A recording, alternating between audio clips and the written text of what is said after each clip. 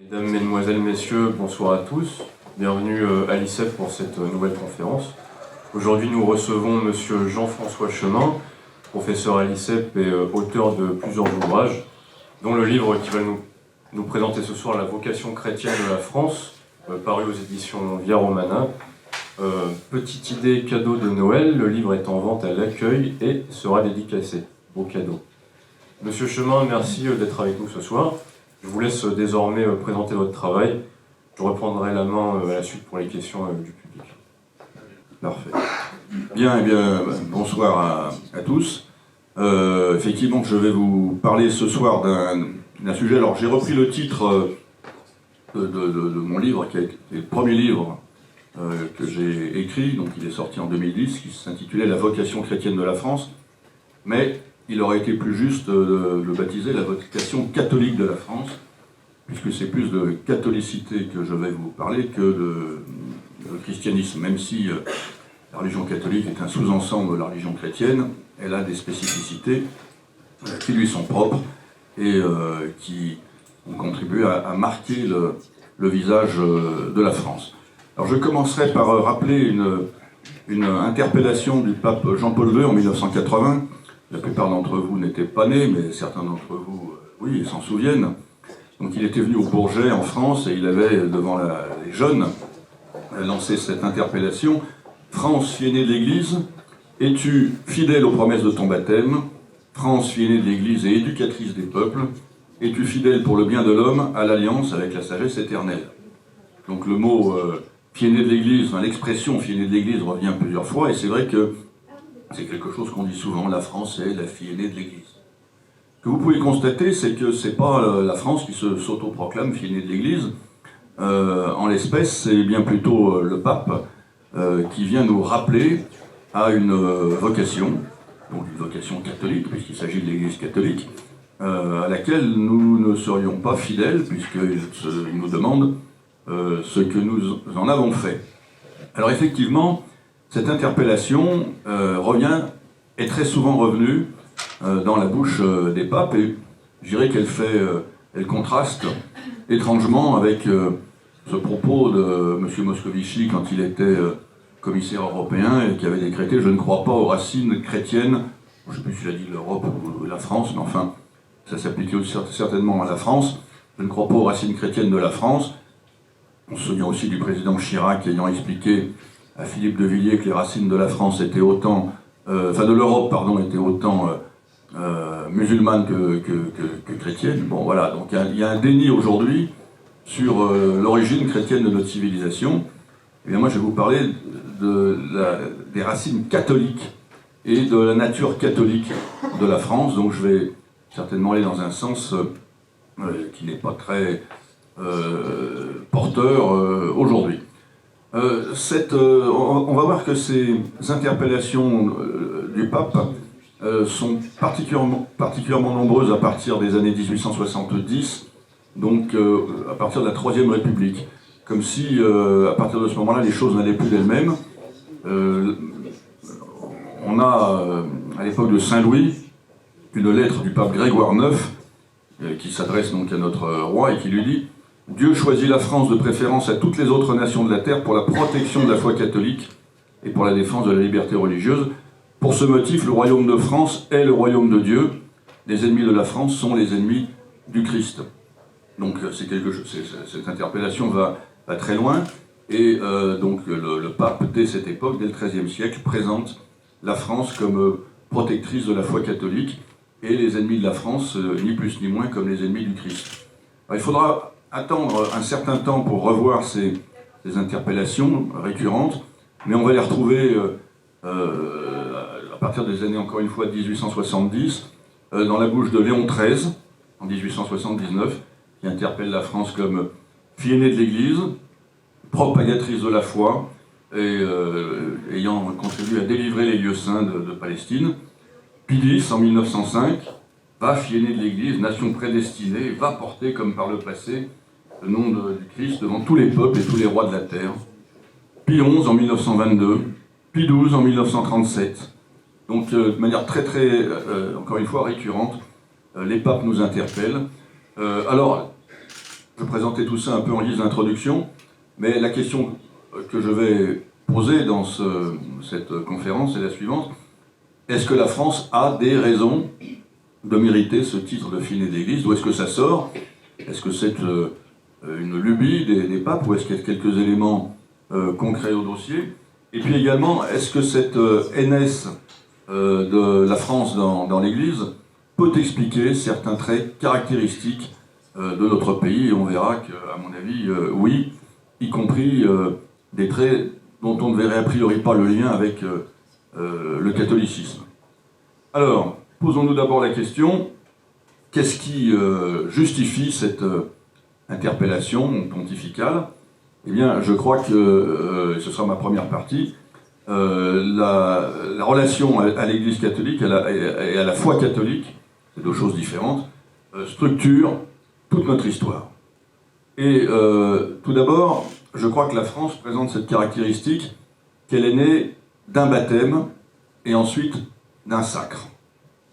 C'est effectivement le baptême de Clovis, en 496, pense-t-on, on n'est pas sûr de la date à l'année près, mais enfin a priori 496, qui est la date de naissance, telle qu'on l'a considérée sous l'Ancien Régime, du Royaume de France. Alors, je vais citer 2-3 fois le général de Gaulle, je m'en excuse pour ceux qui n'ont pas une bonne opinion de lui, mais enfin c'est comme ça, c'était quelqu'un qui était très croyant et qui n'hésitait pas à le manifester, donc dont acte, on peut au moins le créditer de cela.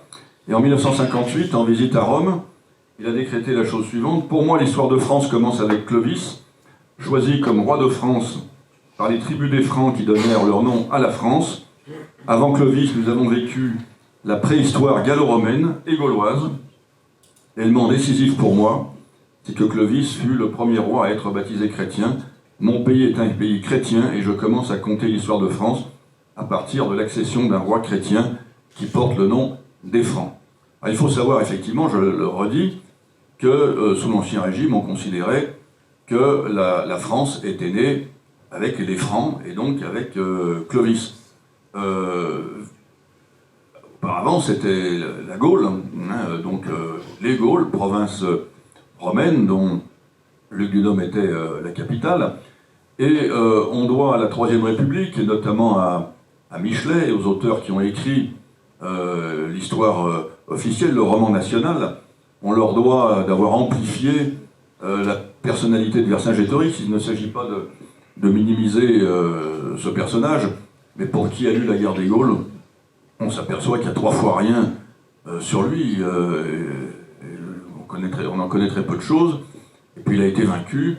Donc il fallait pour les républicains anticléricaux faire remonter l'acte de naissance de la France 500 ans avant Clovis, alors qu'elle était pas encore chrétienne. Mais voilà, c'est très récent, ça a 200 ans, même pas 150 ans, qu'on fasse commencer l'histoire avec nos ancêtres les Gaulois. Auparavant, c'était nos ancêtres les Francs.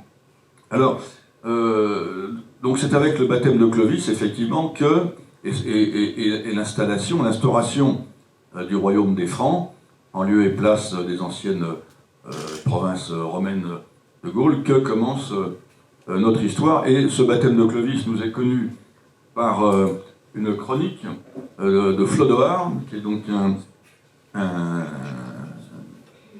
clerc du Xe siècle, qui a écrit une histoire de l'église de Reims, dont un chapitre, le chapitre 13, évoque le baptême de Clovis par Saint-Rémy.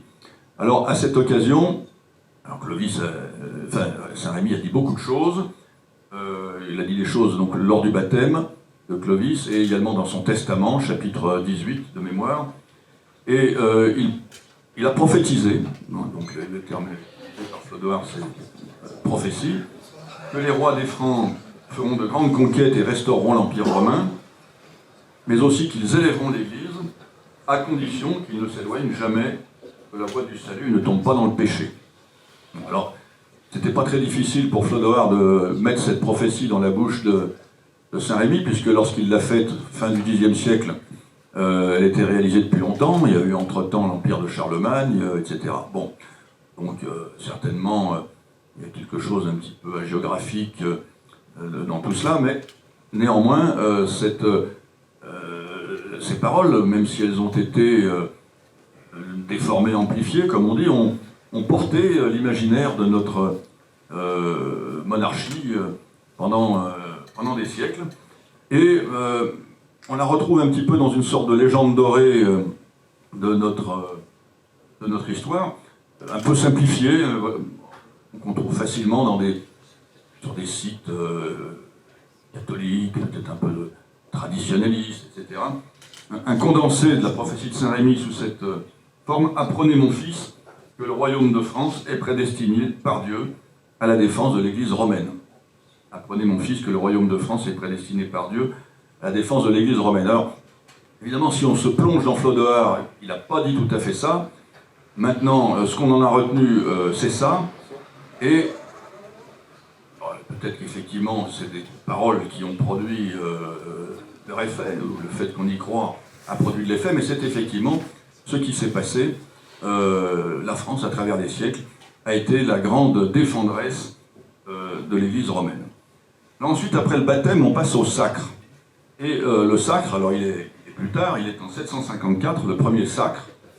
C'est le sacre de Pépin le Bref, donc le fils de Charles Martel et le père de Charlemagne, qui donc bénéficie, si j'ose dire, du premier sacre de notre histoire, selon le rite davidique, donc on retrouve dans le livre de Samuel, ce qui vient rajouter à sa légitimité politique une légitimité religieuse, hein, et donc une sacralité.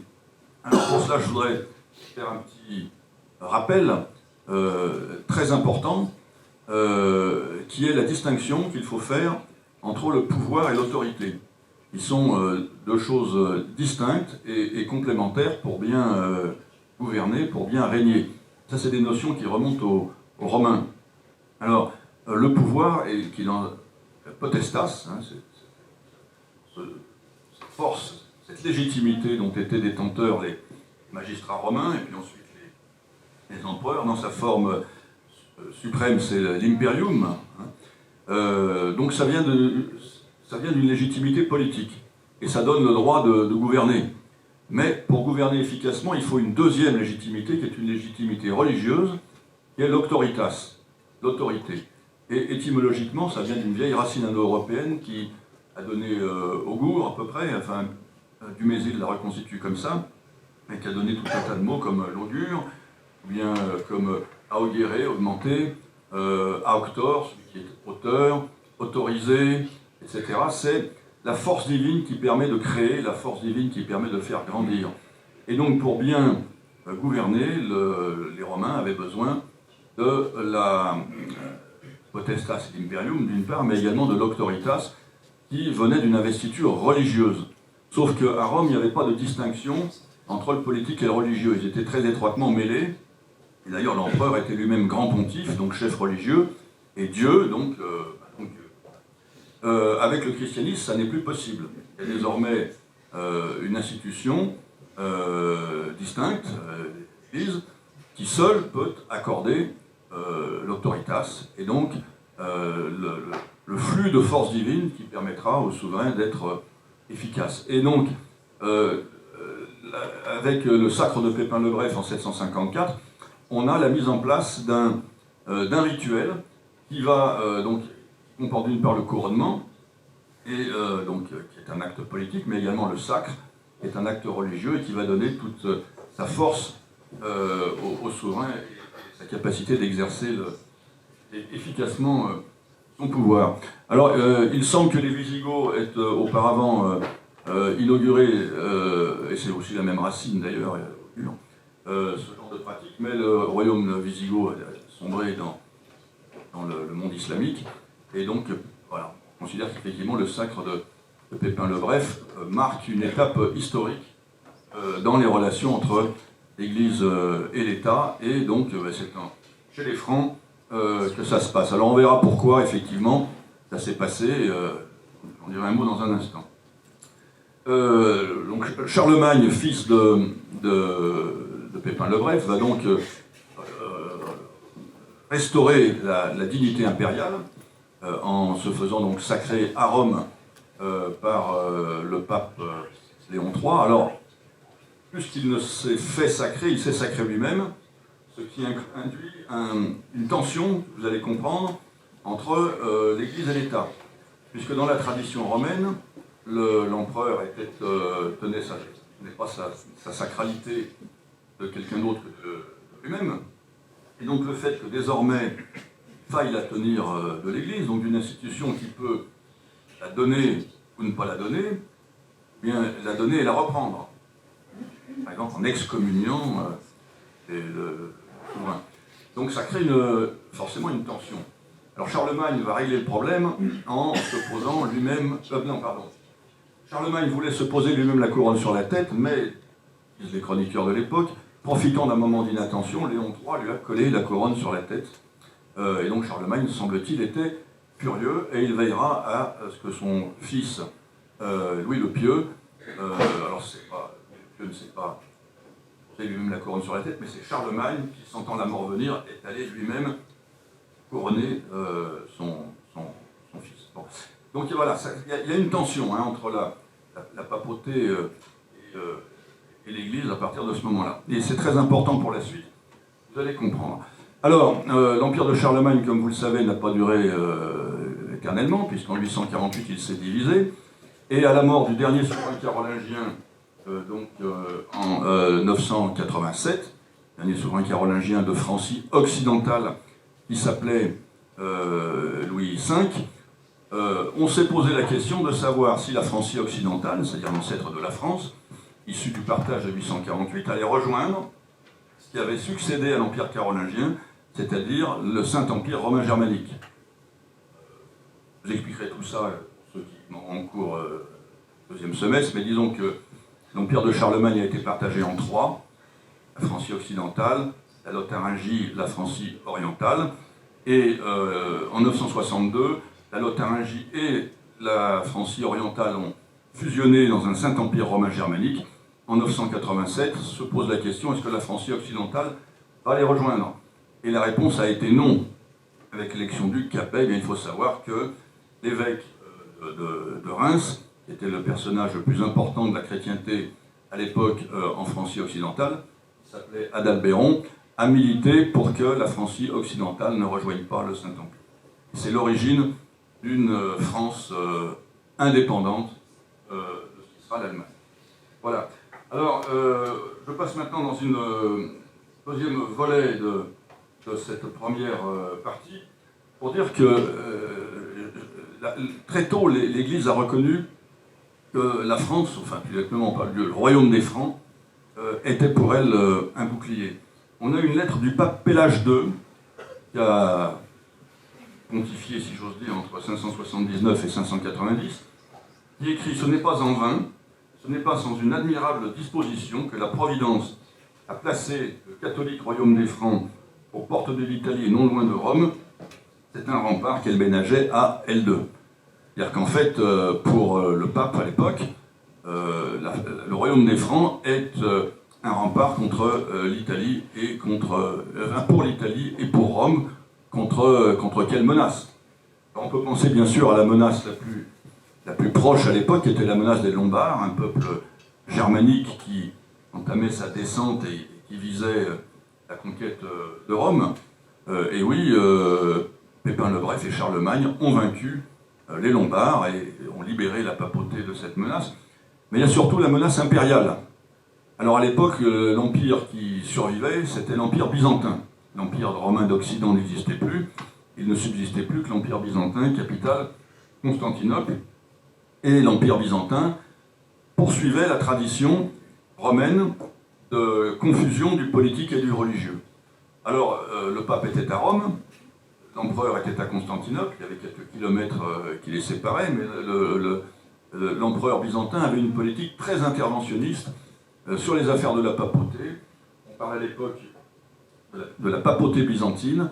Les empereurs byzantins veulent nommer les papes, ils les destituent, ils en font arrêter, ils en font mettre en prison, etc. La papauté est un instrument dans la politique des empereurs byzantins. Et donc à l'époque, la menace pour Rome, c'est peut-être aussi, et peut-être même surtout, l'empereur byzantin, qui pratique ce qu'on appelle le césaropapisme, c'est-à-dire le fait que César se prend pour le pape, l'empereur se prend pour le pape. Et donc, face aux prétentions byzantines, eh bien, le pape a besoin d'un soutien, et ce soutien, ce sera le roi des Francs, et ce sera donc Pépin le Bref, et ensuite Charlemagne. Et c'est pour ça que la papauté va soutenir le fait que Charlemagne se proclame successeur des empereurs romains d'Occident, parce que désormais la papauté a un protecteur contre l'empereur byzantin. Et ce protecteur, c'est le roi des Francs, puis l'empereur des Francs. Le problème, c'est que la situation va se renouveler avec le Saint-Empire romain germanique, qui à partir de 962 entend être le nouvel empire romain. Et donc poursuivre une politique césaropapiste où les empereurs se mettent à leur tour à nommer les papes, nommer les évêques et intervenir dans les affaires de la papauté. Parfois, quand ils ne sont pas contents d'un pape, on envoie une armée, on nomme un antipape. Voilà, les empereurs germaniques étaient très interventionnistes. Le Saint-Empire romain germanique étant issu de l'empire de Charlemagne, il fallait à la papauté un autre soutien. Et ce soutien, eh bien, ce sera la Francie occidentale, devenue royaume, qui va devenir royaume de France. Le royaume de France va devenir le soutien de la papauté contre les empiètements du Saint-Empire romain germanique. J'espère que je suis clair. Hein. Voilà. Alors, comment est-ce que ça va se manifester, ce soutien de la France? Eh bien, ça se manifeste dès Pépin le Bref, puisqu'en 754, Pépin le Bref a été sacré par le pape, mais c'était une sorte de donnant-donnant, une sorte de récompense du fait que Pépin le Bref a donné au pape les états pontificaux. À l'époque, Rome était donc menacée par les Lombards. Eh bien, Pépin le Bref et l'armée des Francs a reconquis une bande de territoire qui traversait l'Italie d'est en ouest, avec Rome comme capitale, et en a fait don au pape en lui promettant de garantir ces états pontificaux.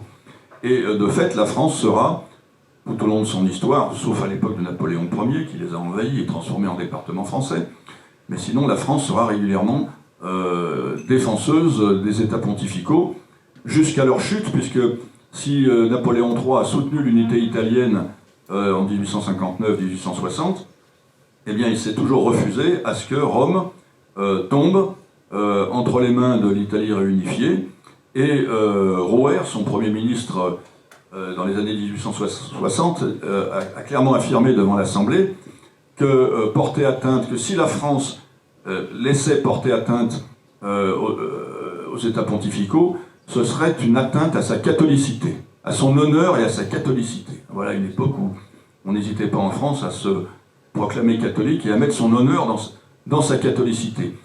Et puis, donc, il faudra attendre la chute de Napoléon III pour que l'Italie envahisse ce qui restait des états pontificaux. Donc, Napoléon III a été destitué le 4 septembre 1870. Je crois que c'est le 21 septembre que l'Italie s'est emparée de Rome, mais les derniers défenseurs de Rome ont été les zouaves pontificaux, commandés par le colonel de Charette, dont l'essentiel de ces zouaves pontificaux était constitué de Français. On peut également citer l'épisode de l'accueil de la papauté à Avignon. Alors, la papauté ne s'est pas installée à Avignon à la demande expresse du roi de France pour la protéger. C'est plus nuancé que ça. Mais disons que, d'autant plus que Philippe le Bel venait de faire casser la figure au pape Boniface VIII, avec lequel il avait eu un violent conflit. C'était pas un modèle de protection de la papauté que ce Philippe le Bel, mais disons qu'à l'époque, l'élection des papes était entachée de violence. et notamment les grandes familles romaines se disputaient le Saint-Siège. Il y avait les Colonna, il y avait dans les Boniface VIII était un Caetani, etc. Bon, donc c'était un peu on se battait entre factions, et donc pour mettre la papauté à l'abri de ces luttes de factions, et puis également des descentes régulières de l'empereur germanique qui envoyait ses armées pour essayer de ramener le pape dans le droit chemin, eh bien, l'élection d'un pape français qui a succédé donc à Boniface VIII, ce pape c'était Clément V. C'est Clément V qui était donc français et qui a choisi de venir s'installer à Avignon, donc en 1309, et de 1309 à 1377, date à laquelle la papauté va choisir de revenir à Rome, on va avoir 7 papes français qui vont être 2 grands papes, tous, et qui vont jouer un grand rôle dans le renforcement de l'Église, dans une atmosphère de tranquillité que leur offrait le séjour avignonnais. Ils en profiteront, ces papes, et notamment Jean XXII, pour affaiblir le Saint-Empire romain germanique, qui reste donc qui restait une menace pour la papauté. Les papes vont tellement mettre des bâtons dans les roues dans l'élection des empereurs que finalement, par la bulle d'or en 1356, les empereurs vont décider qu'ils n'ont plus besoin de sacre pour être empereurs. En 2 mots, dans le Saint-Empire romain germanique, les princes germaniques de la Diète, les électeurs, les princes électeurs élisaient un empereur, mais au départ, il n'était que roi. Il n'avait droit au titre d'empereur qu'après avoir été à Rome se faire sacrer. Et donc, en refusant régulièrement le sacre et donc le titre impérial aux empereurs germaniques, eh bien, les papes français ont fait en sorte que par la bulle d'or, les empereurs germaniques ont décidé que l'élection suffisait à les faire empereurs. Et donc, ça a renforcé leur pouvoir, mais ça a affaibli leur sacralité. Et donc, ça a affaibli leur autorité. Voilà un peu le job, comme diraient les Américains, qu'ont fait les papes français pour affaiblir l'autorité de l'empereur germanique.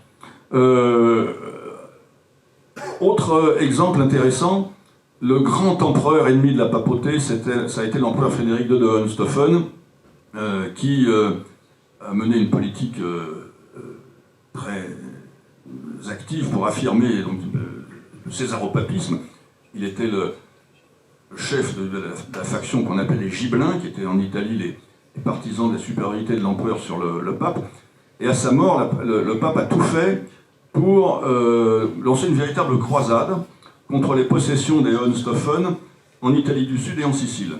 Et donc il a fait appel au frère de Saint-Louis, Charles d'Anjou, qui a lancé une véritable croisade contre les Hohenstaufen et les a chassés d'Italie du Sud et de Sicile, en instaurant donc le royaume angevin de Naples, donc le frère de Saint-Louis, qui a contribué à desserrer l'étau dans lequel étaient pris les États pontificaux. Un mot pour dire qu'on retrouve là aussi cette volonté française d'affaiblir le Saint-Empire, et donc affaiblissant le Saint-Empire, quelque part de libérer la menace pesant sur le pape. En 1630, au moment de la guerre de 30 ans, qui était donc une guerre au sein du Saint-Empire romain germanique entre principauté catholique et principauté protestante, eh bien, Richelieu a choisi de soutenir les princes protestants contre les Habsbourg catholiques. Donc c'est ce qu'on appelle la journée des dupes. Et donc voilà, on retrouve de la part de la France cette volonté d'affaiblir le Saint-Empire romain germanique. Et paradoxalement, le Saint-Empire romain germanique constituait peut-être la principale menace contre la papauté, parce que les empereurs germaniques voulaient perpétuer un modèle de supériorité du pouvoir politique par rapport à l'autorité religieuse. Je conclurai ce petit volet en disant qu'on retrouve la contre-épreuve dans une lettre de Bismarck à l'ambassadeur d'Allemagne en France, qui s'appelait von Arnim. C'était au moment du Kulturkampf, quand Bismarck entreprenait d'affaiblir l'Église catholique en Allemagne, et il écrivait à son ambassadeur « Je veux affaiblir l'Église catholique en Allemagne parce que c'est une manière d'affaiblir la France ». Donc pour l'Allemagne, à majorité protestante de l'époque de Bismarck, pour affaiblir la France en France, il fallait affaiblir l'Église catholique en Allemagne. Donc comme s'il y avait un lien très étroit qui avait été perçu par les Allemands entre l'Église et la France. Alors je vous ai parlé beaucoup de politique. La question que je voudrais poser pour terminer cette première partie, c'est et Dieu dans tout ça, hein, finalement, est-ce qu'il entérine, est-ce qu'il cautionne le fait que la France soit la fille née de l'Église ou pas? Bon, alors je ne suis pas dans ces secrets, mais je me borne à constater un certain nombre de choses. Tout d'abord, il y a aujourd'hui 17 apparitions mariales qui ont été reconnues officiellement par l'Église. Et bien sûr, ces 17 apparitions mariales, 4 ont eu lieu en France et 6 en Belgique wallonne, à la frontière française. Donc, on va dire que si la Sainte Vierge veut bien, par là, nous indiquer qu'il faut annexer la Wallonie, on en serait à plus du tiers des apparitions mariales, on va dire en terre francophone. On peut y rajouter 3 apparitions mariales qui n'ont pas été officiellement reconnues par l'Église, mais qui le sont en fait de facto. Je pense par exemple à l'île Bouchard. Voilà, les évêques locaux ont considéré que c'était des apparitions tout à fait crédibles. Donc effectivement, on est quand même frappé par le pourcentage important d'apparitions mariales qui ont lieu en France, avec souvent des messages spécifiquement destinés à la France. Je prends l'exemple de la Salette en 1846, où entre autres choses, hein, la Vierge déclare aux enfants « La France a corrompu l'univers, un jour elle sera punie, la foi s'éteindra dans la France, puis après cela les nations se convertiront, la foi se rallumera partout. Paris, cette ville souillée, combien sous Madame Hidalgo, de toutes sortes de crimes périra infailliblement. » Bon, voilà, alors je ne sais pas si cette prophétie se réalisait, mais en tout cas la Vierge a adressé aux enfants de la Salette des propos qui se portaient spécifiquement sur la France. Appel voisin en 1876. Je te tiendrai compte des efforts que tu as faits pour avoir le calme. Ce n'est pas seulement pour toi que je le demande, mais aussi pour l'Église et pour la France. La France, que n'ai-je fait pour elle? Que d'avertissements. Et pourtant encore, elle refuse d'entendre. Je ne peux plus retenir mon fils. L'île Bouchard en 1947. La Vierge qui s'adresse aux enfants, dit aux petits-enfants de prier pour la France, car elle en a grand besoin. On était à la veille peut-être d'une révolution communiste, et l'armée était sur les dents, prête à intervenir, et la menace a disparu du jour au lendemain.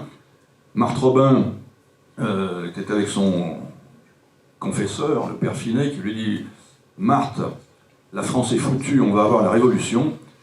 Et il lui a répondu « Non, la France sera sauvée grâce à la prière des petits-enfants ».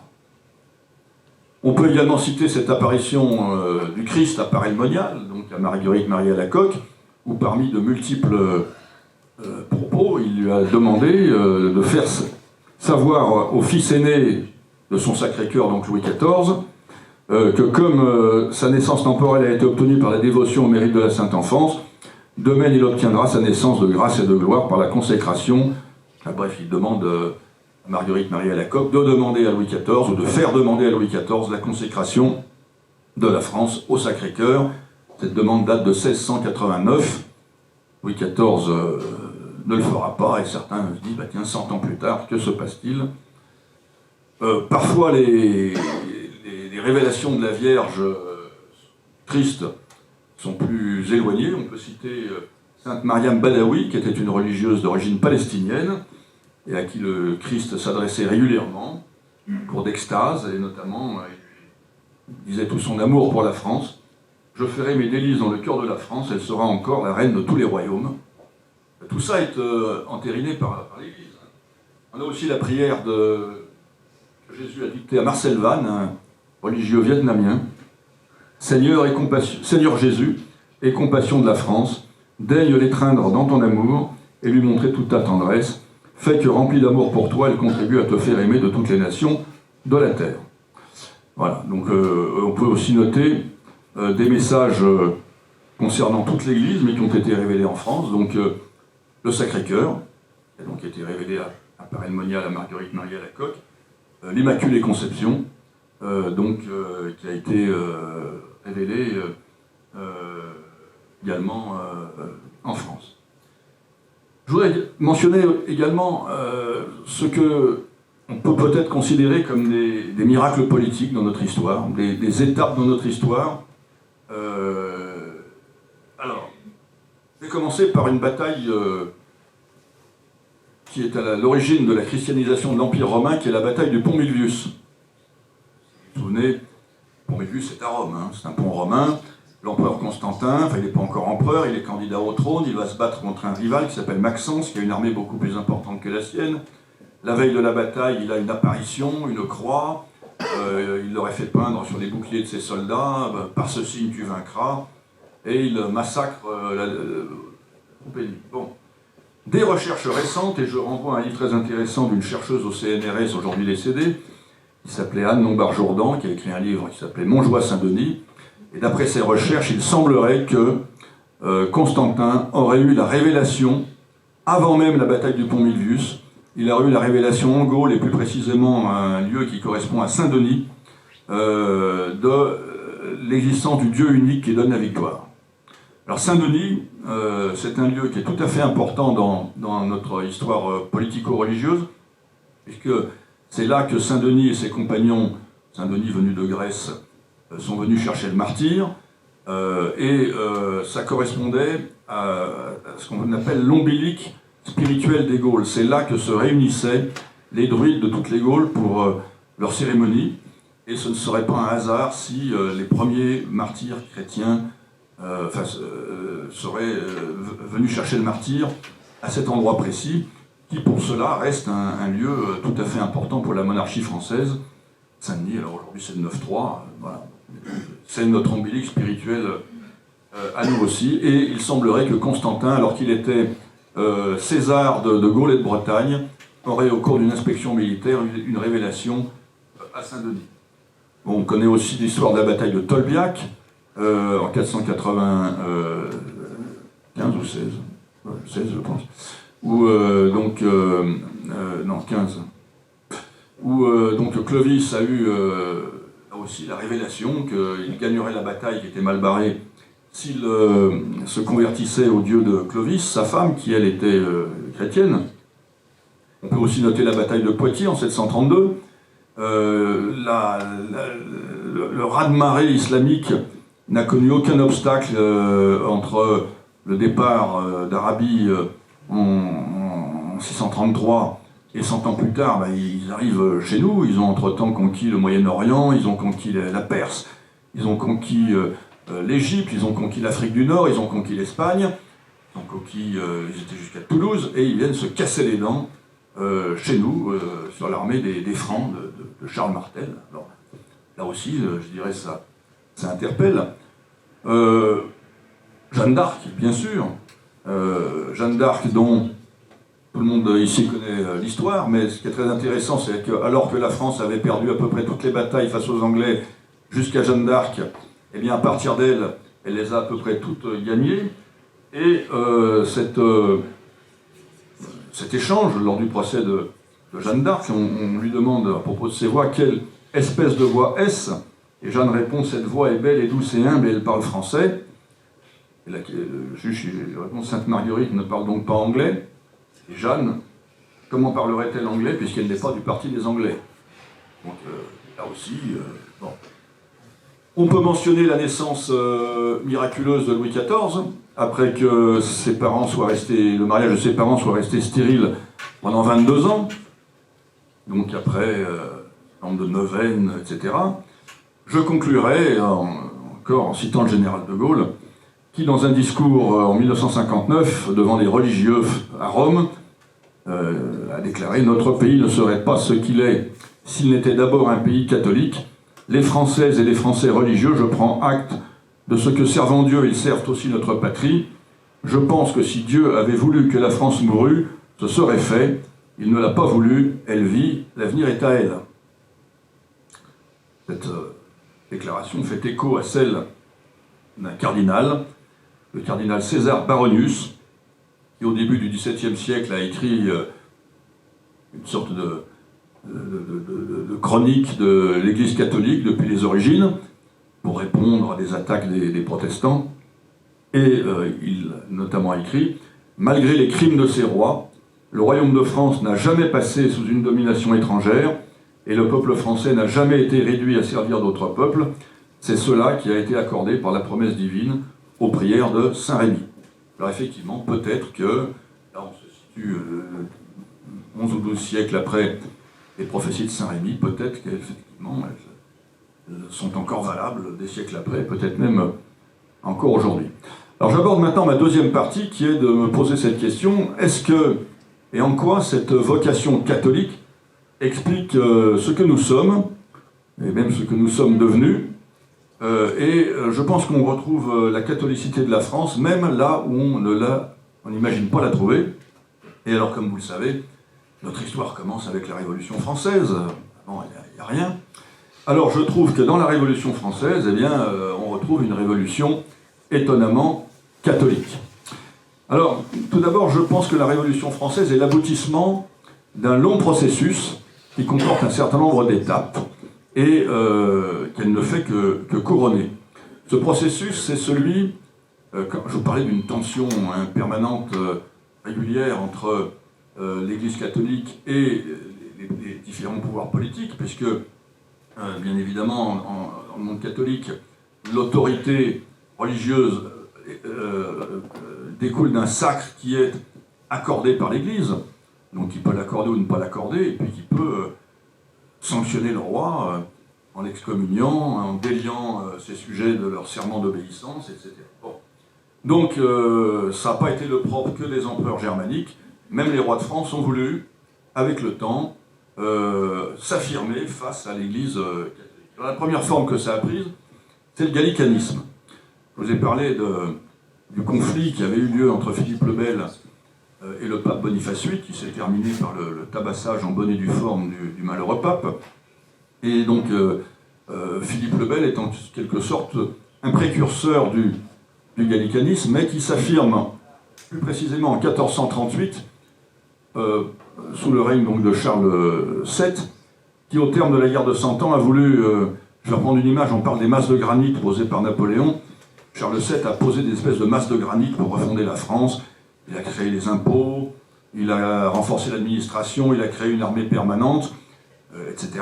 Et il a affirmé, par la pragmatique sanction de Bourges, le fait que désormais, l'Église de France devait être relevée du roi au temporel. C'est-à-dire que pour ce qui est le spirituel, elle continuait d'obéir au pape, mais pour tout ce qui est le temporel, c'est-à-dire tout ce qui est visible, notamment l'organisation, la nomination des évêques, des abbés, etc., ça, elle devait relever du roi.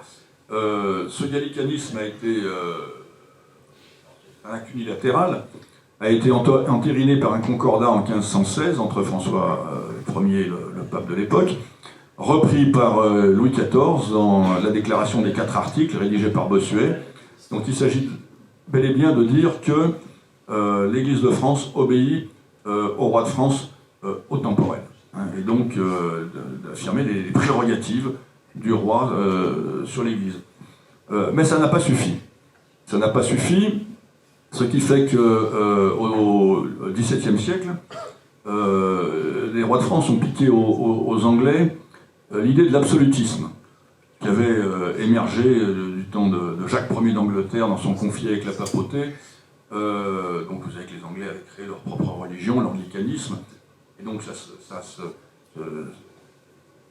débattait avec la papauté, qui voulait rappeler à Jacques Ier d'Angleterre qu'il tenait sa sacralité de l'Église, et donc Jacques Ier d'Angleterre a répondu « Je tiens ma sacralité de Dieu lui-même, je suis donc en relation directe avec Dieu ». Et Louis XIV a trouvé l'idée très bonne et l'a reprise, et donc l'absolutisme, ça n'enlève rien au gallicanisme, l'Église de France reste gallicane, mais en plus, le roi affirme tenir désormais sa sacralité, non plus seulement du sacre, mais de Dieu lui-même. Donc le simple fait, un peu comme les empereurs romains, le simple fait qu'il hérite du trône par son père, eh bien automatiquement lui donne sa sacralité, et Bossuet va même jusqu'à expliquer qu'il y a dans le roi de France une part de divinité. resacralisation, une auto-sacralisation de la royauté. Mais on ne va pas s'arrêter là. Alors, avec les Lumières qui, elles, entreprennent de vouloir rationaliser l'Église, elles veulent rationaliser d'ailleurs, mais elles veulent notamment rationaliser l'Église, qu'elles trouvent obscurantiste, fanatique, etc. Donc il faut remettre bon ordre à tout ça, on va inventer un dieu, grand architecte, grand horloger, etc. Enfin, bon, il faut simplifier tout ça. Bon. Alors les premiers, les souverains qui ont été les disciples des Lumières, c'est ce qu'on appelle les despotes éclairés. Alors notamment, parmi les despotes éclairés, il y a Joseph II d'Autriche, le propre frère de Marie-Antoinette. Alors, on va avoir, nous en France, alors je précise juste qu'a fait Joseph II d'Autriche. Il a nationalisé les biens du clergé, il a interdit les vœux monastiques, il a nationalisé les séminaires, il a interdit aux évêques d'aller voir le pape, etc. Bon, exactement ce que la France révolutionnaire va faire entre 1789 et 1790. Donc on va connaître pendant la Révolution notre petite phase despotisme éclairé. Mais ce que je veux bien vous montrer, parce que je parlais de la Révolution, c'est que cette soumission totale de l'Église à l'État va être la grande œuvre de la Révolution française. Ça va être l'obsession de la Révolution française. La Révolution française est, à mon sens, bien plus religieuse que politique. Et donc, elle va mettre en œuvre, dans les premiers mois, le programme des despotes éclairés, donc avec la confiscation des biens d'église, l'interdiction des vœux monastiques, la constitution civile du clergé qui fonctionnarise totalement celui-ci, et puis l'imposition d'un serment de fidélité au clergé. Donc il y a véritablement, de la part des révolutionnaires, qui n'étaient pas anticatholiques au départ, qui étaient pour une totale soumission de l'Église catholique à l'État. En faire un instrument de l'État, un rouage de l'État. Et c'est ça qui va faire capoter la tentative de monarchie constitutionnelle, parce que le pape Pie VI ayant condamné le serment de fidélité, Louis XVI, qui jusqu'à présent avait à peu près tout accepté, va se sauver, il va être attrapé à Varennes, et ça va entraîner la chute de la monarchie, la proclamation de la République, etc. etc. Donc, notez bien cette obsession religieuse de la Révolution dans ses actions, également dans ses symboles. Si vous vous amusez à regarder le tableau de David, le serment du jeu de paume, vous y verrez l'exacte reproduction de la Pentecôte. Vous lisez d'un côté les Actes des Apôtres, de l'autre côté vous regardez le serment du jeu de paume. Le serment du jeu de paume, c'est la Pentecôte. On voit des gens rassemblés dans une salle, on voit le vent qui balaye, le souffle qui balaye les rideaux, et voilà. On voit une grande lumière qui tombe sur le centre, sur les acteurs. Ils sont pris de transe, ils sont pris d'extase.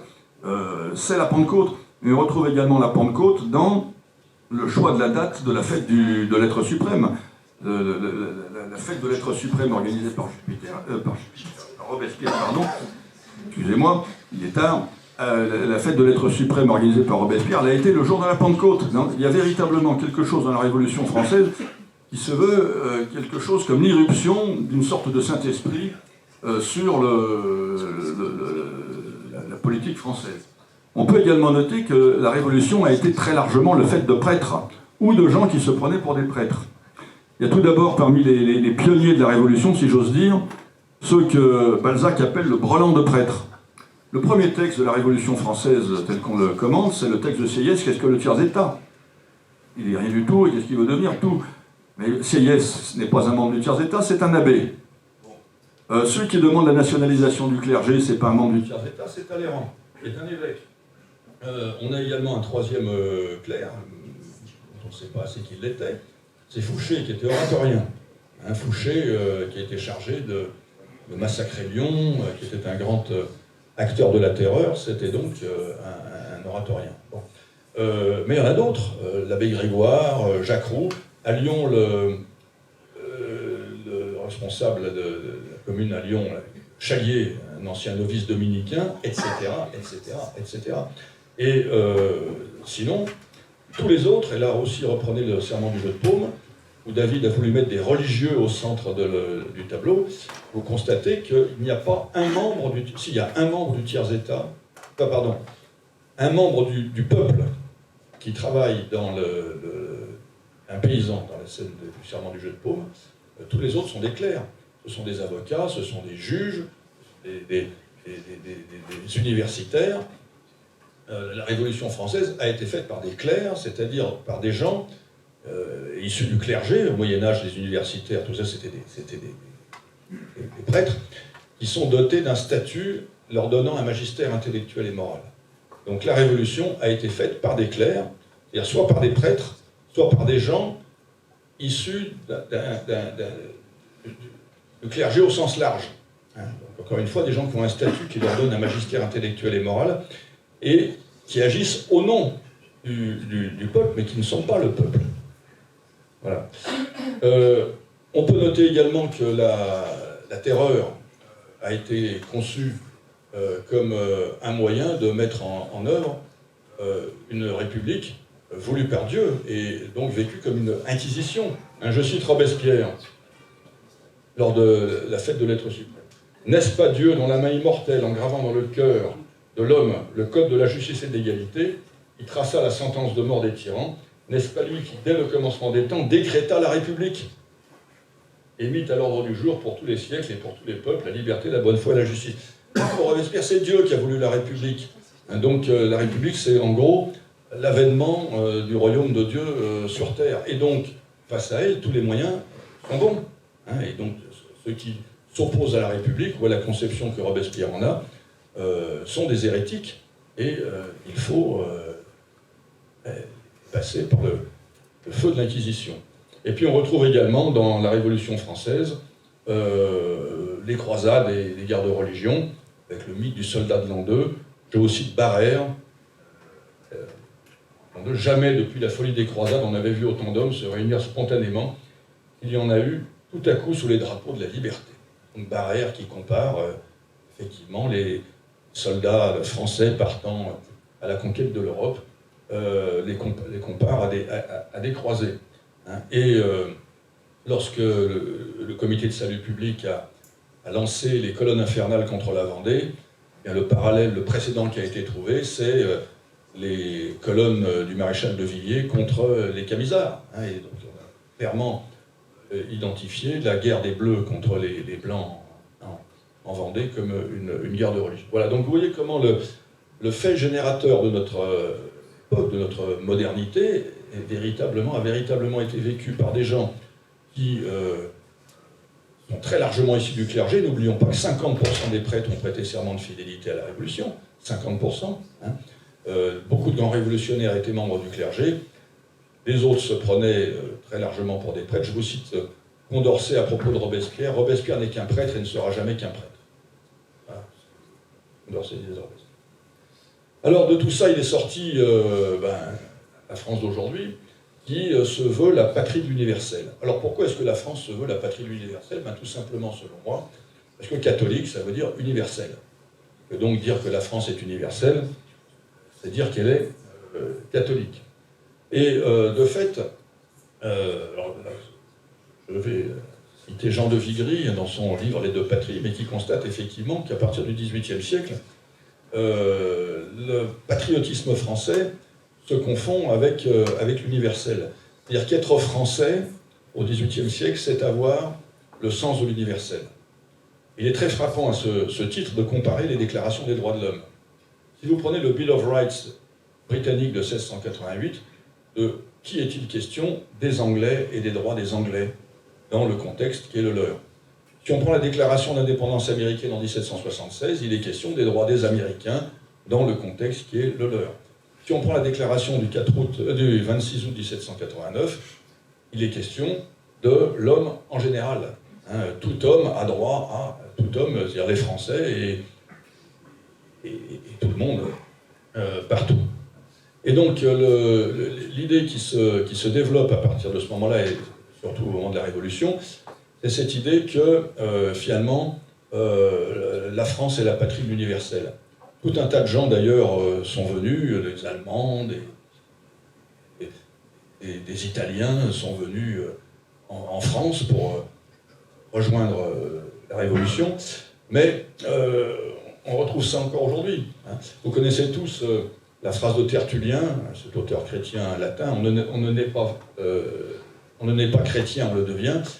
On a aujourd'hui en France cette idée qu'on ne naît pas français, on le devient. Puisque la France est ouverte à l'universel, toute personne qui adhère à l'idéologie des droits de l'homme est française.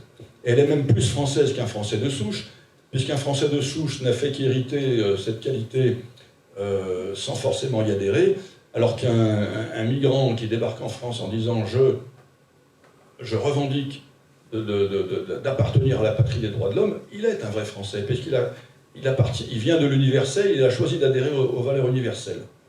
Donc, récemment, lorsque Sarkozy se penchait sur la question de l'identité française, il y a un éminent sociologue socialiste qui s'appelle Patrick Weil, qui avait proposé 4 critères selon lui d'identité française. Alors d'abord la langue française, également la laïcité, il faut être laïque. Troisièmement, la passion de l'égalité. Et quatrièmement,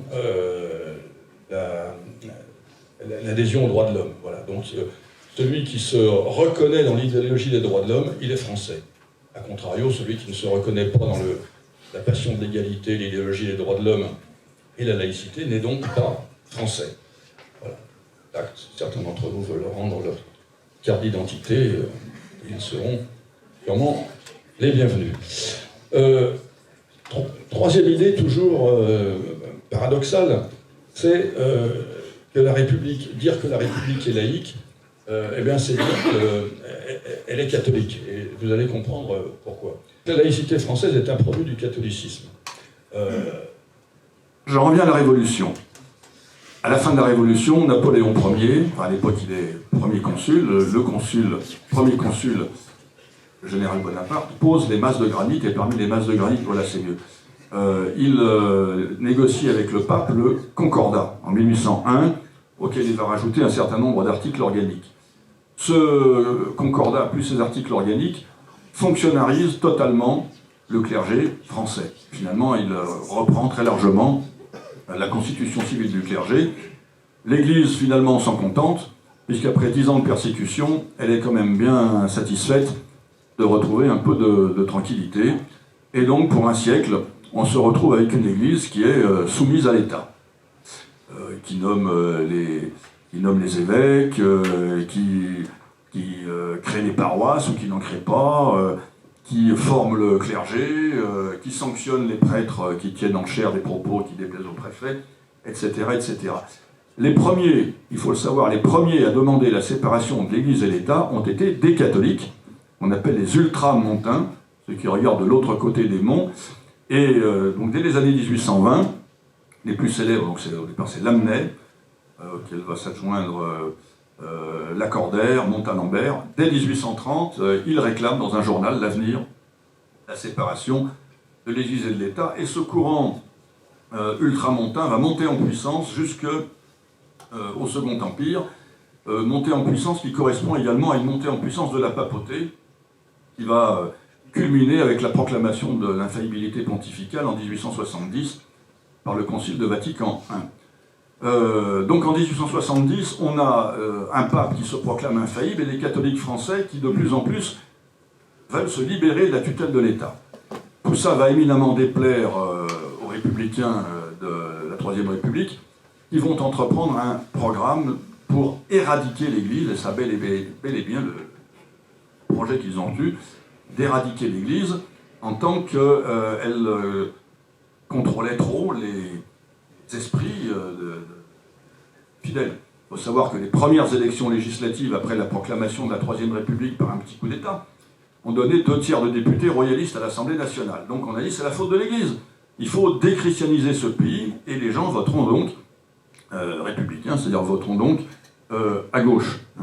Et c'est pour ça que par tout un tas de lois en deux volets, il y a d'abord eu les lois de 1881 et 1882 qui vont créer l'enseignement public, mais ensuite il y a eu des lois du début du XXe siècle qui vont beaucoup plus loin avec un projet d'éradiquer l'Église, notamment en chassant en 1901 toutes les congrégations religieuses, puis la loi de 1905 qui se voulait une étape de plus vers l'élimination totale de l'Église. Aujourd'hui, on vient nous expliquer que la laïcité qui a été mise en place en 1905, c'est une neutralité religieuse de l'État. Mais ce n'est pas du tout ce qui a voulu être mis en place. Ce qui a voulu être mis en place et qui est explicitement défini par quelqu'un comme Ferdinand Buisson, par exemple. Ferdinand Buisson, c'est quelqu'un qui a été le promoteur de l'instruction publique. Il a été le directeur de l'enseignement de 1879 à 1897. Donc pendant 20 ans, il a eu la haute main sur l'instruction publique. C'est lui qui a créé l'enseigne du ministère de l'Éducation nationale. Eh bien, que disait-il de Ferdinand Buisson? Il disait: la République, c'est une église dont la religion est la laïcité. Et cette église, la République, a pour mission de faire une application politique de l'évangile, parce qu'il trouvait, comme Jacques Rousseau déjà avant lui, que finalement la morale évangélique, c'est bien, c'est une bonne morale. Hein. Simplement, ce qui est casse-pied, c'est l'Église, et puis c'est de croire en Dieu. Donc, on va prendre la morale évangélique, on va en faire une application politique, mais sans Dieu et sans l'Église. Et de cette religion, l'instruction publique va être le clergé, hein, donc les instits, notamment, ça va être le bas clergé de cette religion. Et il compare la salle de classe à un temple dans lequel doit s'opérer une transsubstantiation pour faire des petits enfants dans leur diversité des républicains. Donc il y a véritablement une reprise littérale de toute l'organisation et la symbolique de l'Église catholique au profit donc de l'instruction publique. Et la morale républicaine qui se substitue au catéchisme, c'est la morale de nos pères, et donc la morale chrétienne. Et je vais reprendre ici une image, certains m'ont entendu en conférence ou on lu mes livres, je la ressors tout le temps, mais j'en suis très fier. C'est dire qu'une religion, c'est comme une fusée qui a 4 étages. Voilà, il y a 4 étages selon moi dans une religion. Le premier, c'est la foi, c'est la tête de la fusée. Hein. C'est le fait de croire, d'avoir fait pour un chrétien une rencontre personnelle avec le Christ. Bon, voilà. Il y a des gens qui sont croyants, des gens qui ne sont pas croyants. Mais on n'est pas obligé d'être croyant pour être chrétien. Deuxième étage, c'est la pratique. Il y a des gens qui croient, qui ne pratiquent pas. Il y a des gens qui pratiquent et qui ne croient pas. Mais on n'est pas obligé de croire et de pratiquer pour être chrétien. Être chrétien, c'est aussi une façon de vivre. Et il y a des gens qui, sans être croyants, sans être pratiquants, sont heureux dans un quartier où on est entre chrétiens au moins culturels, parce qu'ils ne supportent pas certaines autres religions qui vivent différemment, qui ont des fêtes qui font du bruit, etc. Bon. Et puis il y a encore un niveau encore plus bas, qui est ce que j'appelle le niveau anthropologique. C'est-à-dire qu'on peut être non-croyant, on peut être non-pratiquant, et on peut se fiche d'habiter à Saint-Denis, mais anthropologiquement, c'est-à-dire dans sa manière de penser, dans sa manière de sentir, dans sa manière de voir les choses, on est pénétré de christianisme. Et ça, c'est flagrant chez beaucoup de nos amis les gauchistes, hein, qui sont ni croyants, ils ne sont pas croyants, ils sont anticléricaux, ils sont capables de vivre dans n'importe quel quartier, mais ce sont des petits curés. Ils sont toujours en train de faire la leçon aux autres, et accessoirement, pour certains d'entre eux, pas tous, mais j'en connais, ce sont des vrais saints qui vivent totalement, sans le savoir, les valeurs de l'évangélique, d'amour du prochain, de donner leur chemise aux pauvres, etc., etc. Donc, dans ce pays, de toute façon, on est tous au moins anthropologiquement chrétiens. Enfin, au moins anthropologiquement chrétiens et même catholiques. Mais, voilà, donc, il n'y a pas de neutralité religieuse dans la laïcité, puisque finalement, les valeurs, l'ordre public de notre République entend faire respecter est un ordre public qui est compatible avec la morale chrétienne et qui en est même lui-même issu. C'est pour ça que, effectivement, la laïcité ne tranche pas entre catholiques, protestants, orthodoxes ou même juifs, mais par rapport à des religions qui ont une anthropologie, une manière de voir les choses totalement différente, eh bien, elle ne peut pas être neutre. Et moi qui enseignais 10 ans au Minguette, je peux vous dire que les petits élèves musulmans que j'avais n'étaient pas dupes. Ils disaient, mais votre laïcité, c'est un faux-né du christianisme, ce en quoi ils avaient raison. Et je terminerai par quelque chose qui me semble encore aller plus loin, qui est que notre république laïque, en fait, aujourd'hui, se veut sanctificatrice. Et alors ça, c'est une découverte que j'ai faite récemment. Je suis par ailleurs professeur au séminaire d'Ars, j'y enseigne l'histoire de l'Église. Et j'ai découvert que les 3 missions de l'Église, telles qu'on les enseigne, c'est gouverner, enseigner, sanctifier. Si vous regardez bien, pendant des siècles, il y a eu un combat entre l'Église et l'État sur la question de gouverner. Entre ceux qui pensaient que l'Église était, que l'État était au-dessus de l'Église et que donc l'Église était au service du gouvernement, ceux qui pensaient que l'Église était au-dessus de l'État et qui pensent les théories théocratiques du Moyen-Âge et qui pensaient que l'Église est au-dessus des pouvoirs politiques. Finalement, l'État a fini par arracher le gouvernement à l'Église en expliquant voilà, on ne doit rien à l'Église, on veut bien écouter éventuellement un conseiller religieux, mais ça ne va pas plus loin. Donc on a d'abord gouverné les fonctions régaliennes sans avoir à écouter l'Église. Et puis à partir de la Révolution, on a aussi pris les fonctions sociales, les hôpitaux, etc., etc. La deuxième mission de l'Église, c'est l'enseignement. Et ça a été ensuite l'obsession, notamment au XIXe siècle, d'arracher l'enseignement à l'Église, et on y est à peu près parvenu. Reste la fonction sanctificatrice. Eh bien, je suis extrêmement frappé de voir qu'aujourd'hui, la République a repris à sa charge la fonction sanctificatrice. Elle marginalise l'Église institutionnelle, en faisant en plus la plus belle association de pécheurs, pédophiles et autres que vous pouvez imaginer. Donc s'il y a des gens qui sont pécheurs, c'est les curés, donc on les de côté.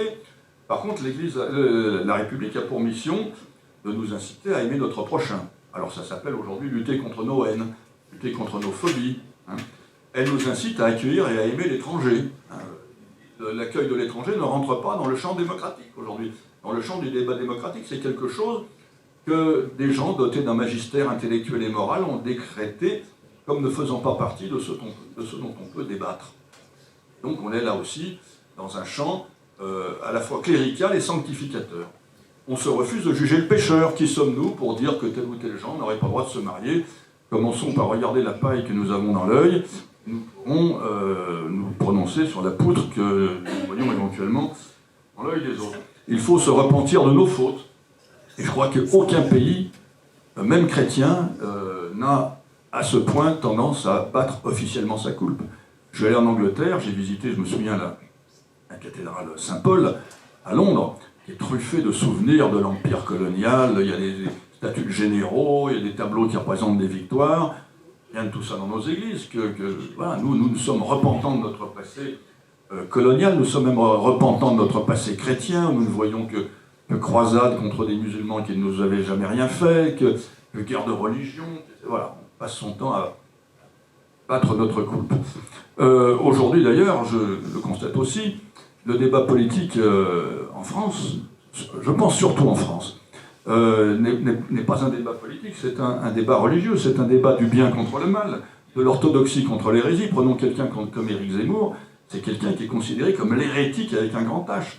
Disons que pour les gens qui nous gouvernent, si on est un type qui vote à droite, qui travaille en libéral, un chef d'entreprise, etc., on est simplement un pécheur. Mais si on est un intellectuel qui ne se dit pas de gauche, on est un hérétique. Et il y a dans notre pays un fonctionnement de type clérical, avec des gens qui définissent des dogmes, c'est notamment des universitaires qui définissent des dogmes, des gens qui les banalisent, c'est l'éducation nationale, ce sont les journalistes, des gens qui les transforment en loi, et des gens ensuite, les juges, qui vont punir ceux qui les transgressent. Mais on fonctionne sur un mode qui est sur le mode clérical et inquisitorial, qui n'a, excusez-moi, rien à voir avec un débat politique démocratique. Je terminerai cette partie, avant d'en arriver à la conclusion, par quelque chose qu'un de mes séminaristes m'a fait découvrir la semaine dernière. Alors je vous le lire, c'est la prière de Jean-Louis Debré. Je ne sais pas si certains ont entendu ça. Alors Jean-Louis Debré a fait un jour visiter le Conseil constitutionnel dont il était président à un groupe de gens, et voilà ce que, je le cite textuellement, vous allez rigoler.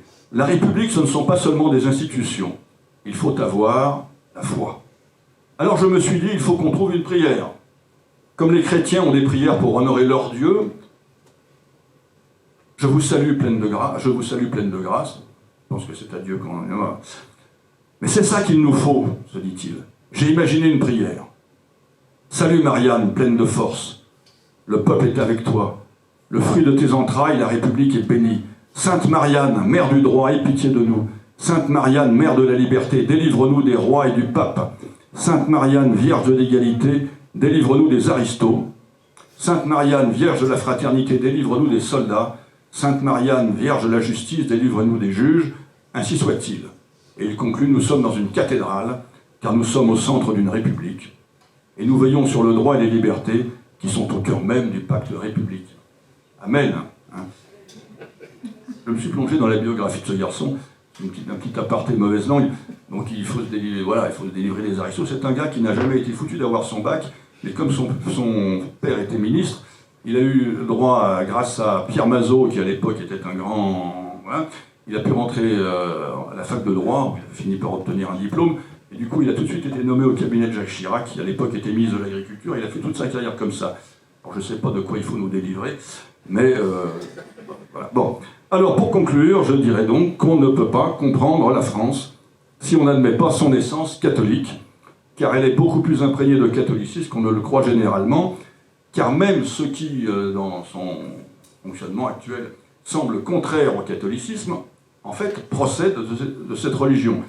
Exemple, une laïcité intransigeante, une repentance tous azimuts sur des pans entiers de notre passé chrétien, le culte des Lumières antichrétiennes, etc.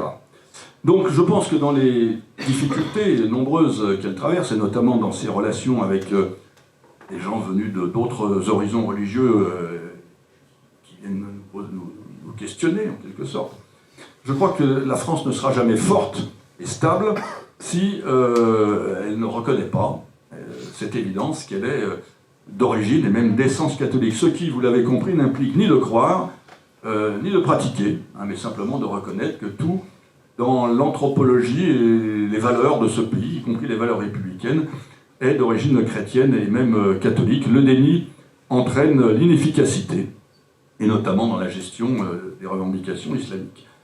Maintenant, si, alors, encore une fois, ce que je veux vous dire, je n'oblige personne à croire, d'ailleurs on n'est pas... Je ne choisis pas de croire, on croit ou on ne croit pas, voilà.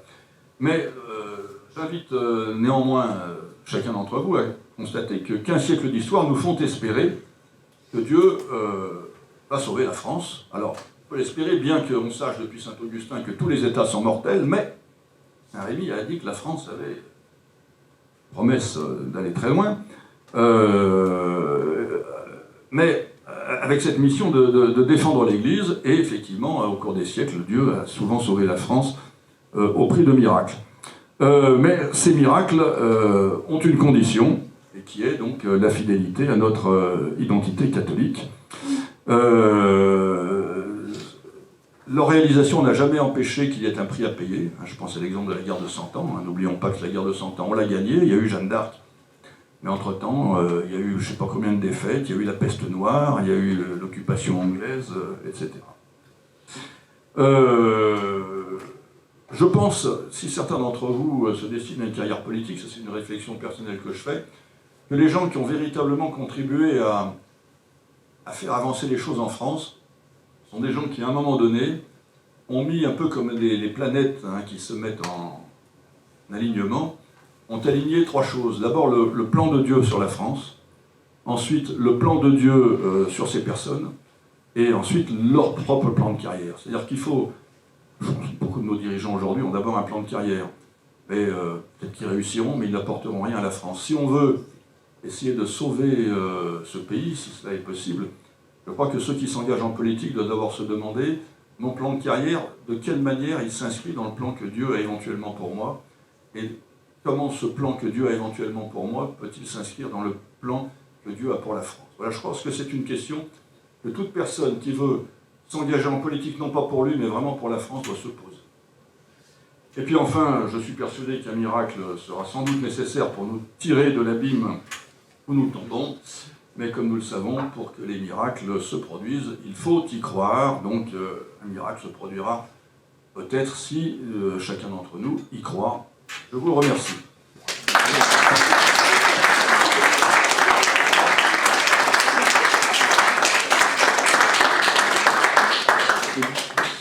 Merci Monsieur Chemin pour cette intervention fort intéressante.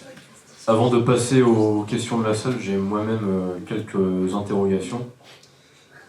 À l'aune de ce que vous avez expliqué, cette relation faite d'amour et de haine parfois entre la France et l'Église, alors finalement, pour qualifier notre pays, la France, fille aînée de l'Église ou fille rebelle de l'Église? Ah, mais vous avez parfaitement raison.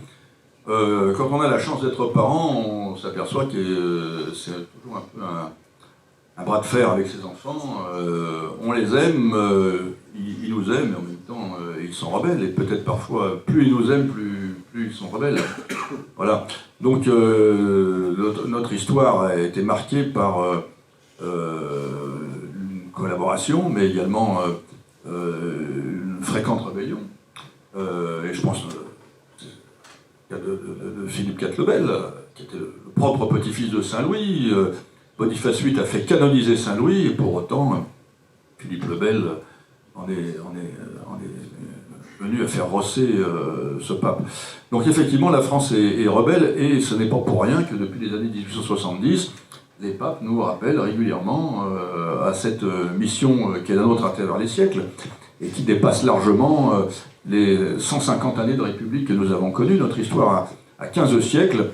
Les 10 derniers pourcents de ces 15 siècles sont marqués par cet épisode républicain, sachant que l'Église, ni moi, n'a rien contre la République dans l'absolu. Ce qui, à mon avis, est contestable, c'est cette République qui se prend pour l'Église et qui ne fait plus de politique, qui se contente aujourd'hui de remplir les missions que devrait remplir l'Église. Moi, j'aspire effectivement à une situation où l'État se concentrera sur les missions qu'on attend de lui, restaurera véritablement toutes les possibilités du débat démocratique dans ce pays, et puis rendre à l'Église toute sa place, c'est-à-dire une institution qu'on respecte et qu'on écoute.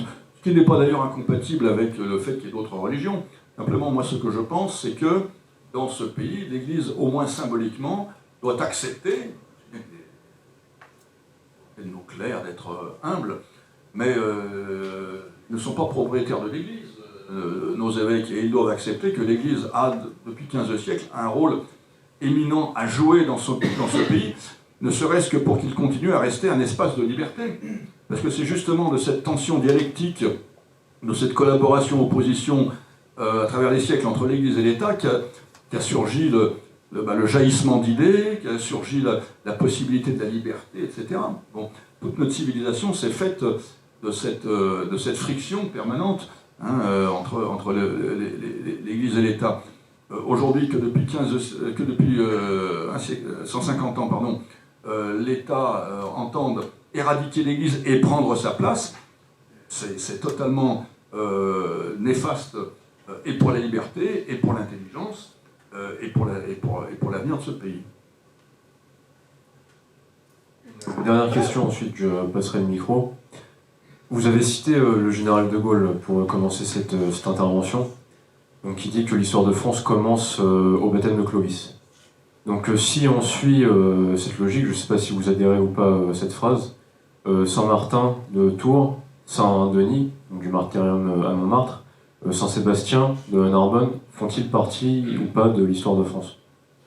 Ah bah évidemment, ils font partie de l'histoire de France, ils font partie de l'histoire de cette terre. Simplement, ils ne s'inscrivent pas dans un pays qui existe en tant que la France. La France, ça a plusieurs sens. Ça peut être effectivement la monarchie française, c'est aussi la terre de France. Alors aujourd'hui, l'État et le territoire se recoupent, mais effectivement, quand on parle de la papauté en Avignon, à l'époque, Avignon n'appartenait pas spécifiquement au royaume de France, ça appartenait au comté de Provence. Voilà. Donc effectivement, les 5 que vous citez sont des saints français, Sainte-Geneviève. Je continue dans ma lancée. Vous avez plus ou moins terminé sur la conférence sur ce sujet, et je voudrais citer une phrase que vous écrivez dans ce livre. Vous l'écrivez très bien. Quelle civilisation disparue n'a pas vécu dans la certitude d'être bénie du ciel? Finalement, quelle différence y a-t-il entre ces civilisations et nous? Quel est le pays qui a succédé à Byzance? La troisième Rome, c'est où? C'est Moscou. Moscou, voilà. Donc, la Sainte Russie pense aussi qu'elle est immortelle. Donc, nous pensons que nous sommes immortels, nous ne sommes pas encore morts, donc nous avons l'espoir de survivre. Voilà, et c'est d'autant plus excitant, effectivement, qu'aujourd'hui, ça semble mal barré, mais voilà, grâce à nous, grâce à vous, on va s'en sortir. Je ne sais pas comment, grâce à Dieu, bien sûr, mais grâce à votre prière, grâce à votre foi, grâce à votre engagement. Et pour ceux qui ne sont pas croyants, encore une fois, on ne choisit pas d'être croyant. Moi, j'ai eu la chance d'avoir une conversion, mais avant, j'étais catholique culturel, on va dire. Puis, bon, voilà, donc on ne choisit pas, pendu à ses têtes. Mais ça n'empêche pas de rendre son action plus efficace en l'ancrant dans la vérité, voilà, dans la vérité, dans la congruence de cette histoire catholique. Comme ça, on finit sur une note d'espoir. C'est joli. D'espérance. Oui, tout à fait. Des questions? Oui, monsieur Coronel, je vous apporte le micro. Bon, chers collègues, c'était évidemment une conférence extrêmement riche. Donc en fait, il y a trop de questions pour savoir laquelle choisir en réalité. Je crois que c'est ce qui explique ce silence. Il y en a trop. Je vais essayer d'en choisir une. Pas forcément la plus facile. Vous avez, vous avez présenté le rôle de la France par rapport au Saint-Empire romain germanique comme un rôle qui aurait protégé l'Église des, du césaropapisme, donc du contrôle par un pouvoir, en l'occurrence impérial, et que ça aurait été finalement, à vos yeux, protecteur des intérêts de l'Église. Alors, de l'autre côté, vous nous avez donné des pistes pour penser l'inverse, notamment la bulle d'or, le moment où commence, à l'initiative de l'Église, qui cherche son indépendance, essentiellement à partir de la réforme grégorienne, de Grégoire VII, 1075, c'est assez tôt, c'est dans un moment où l'Église, la papauté cherche à dominer l'Occident, et se sépare par conséquent des autres patriarcats. C'est un moment très important, le XIe siècle, il y a quelque chose d'essentiel qui se joue à ce moment-là. Et à partir donc de cette réforme grégorienne de la fin du XIe siècle, l'Église cherche à récupérer ce qui serait une indépendance par rapport au prince. Bon, elle va y parvenir. Et effectivement, d'une certaine façon, la France l'y aide, je dirais indirectement par l'affrontement avec le Saint-Empire.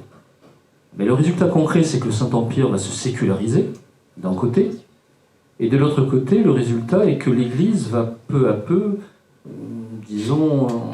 se séparer d'intérêts charnels, culturels et identitaires des peuples dont elle avait été la rectrice dans le haut Moyen-Âge. Et alors que dans les pays qui suivent l'histoire de la confusion entre le spirituel et le temporel, les gens dont on se sépare en 1054, les orthodoxes pour nous, sont des gens qui continuent à avoir cette confusion entre le spirituel et le temporel. Le résultat concret, c'est que ce sont des pays qui se sont moins déchristianisés que nous, en fait. Donc ça doit exciter notre réflexion. Et il y a, au contraire, dans la volonté de séparer les deux pouvoirs, une histoire qui se joue et qui mène vers finalement la séparation de l'Église et de l'État. Et vous avez essayé de nous montrer que l'Église avait été d'une certaine façon persécutée, ce qui est vrai par la loi de 1905, mais vous nous avez dit vous-même auparavant qu'elle avait milité pour ça au XIXe siècle chez les catholiques libéraux. Donc, au fond, quand le pouvoir ne joue plus que sa carte et que l'Église ne joue plus que sa carte, le résultat, c'est la sécularisation. Et je renvoie à un livre intéressant et dérangeant, mais très stimulant, de Sylvain Guggenheim, le fameux auteur d'Aristote au Mont-Saint-Michel. Sylvain Guggenheim a écrit un ouvrage sur la réforme grégorienne, dont le sous-titre est, je crois, du triomphe de la papauté à la sécularisation du monde. C'est-à-dire comment ce qu'on a cru être un triomphe, enfin l'Église est libre par rapport au prince, Et les princes font leur chemin tout seuls, et oui, ben, finalement, ils ont fait leur chemin tout seuls, et ils se sont sécularisés. Ce qui fait que je ne suis pas sûr du tout, personnellement, que penser que les Gibelins jouaient contre le christianisme est certain. Dante, le grand Dante, est un grand Gibelin, et il propose en fait de conserver cette confusion des pouvoirs. Et c'est une hypothèse, parce qu'historiquement, ils ont peut-être raison. Encore une fois, regardons le monde orthodoxe, qui n'a pas fait cette séparation et qui est plus chrétien que nous. Et donc finalement, est-ce que c'est l'hypothèse de Dante, est-ce que dans la double nature du Christ, qui est vrai Dieu et vrai homme, il n'y a pas l'enseignement que tout régime devrait être à la fois spirituel et temporel?